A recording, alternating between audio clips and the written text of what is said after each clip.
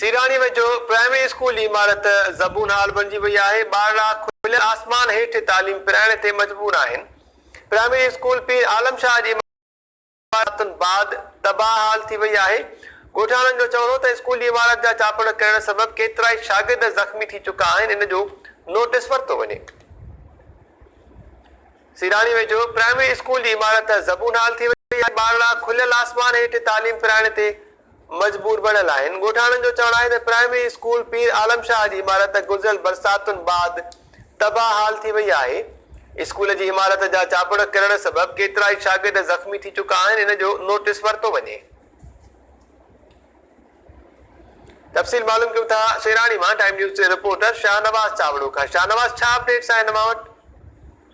जी, सीरानी बसा government primary school पीर आलम Shah ji school जी building हंधा टुटी तबाह थी वई आहे। स्कूल जी छित मां चापड़ करण रोज़ जो मामूल बणिजी विया आहिनि। छित मां चापड़ करण सबबि केतिरा ई ॿार ज़ख़्मी कोन थिया आहिनि। छित मां चापड़ करण खां पोइ शागिर्दनि ख़ौफ़ स्कूल अचणु छॾे ॾिनो आहे। जंहिंखां पोइ ॿारनि खे निटण उस ऐं सख़्त गर्मी में शागिर्दनि खे वण हेठां तालीम पिराए रहिया आहिनि। स्कूल में पढ़ंदड़ शागिर्दनि ऐं वालिदैन में फ़हीम बुचो, जानज़ेब जखरो, बिल्किस बुचो, कासम बुचो, याकूब बुचो, मुसा कासकली ऐं ॿियनि एहतिजाज कंदे चयो त गवर्नमेंट प्राइमरी स्कूल पीर आलम शाह जी ज़बून हाल बणियल बिल्डिंग जो तइमीराती कमु कराए ॾिनो वञे।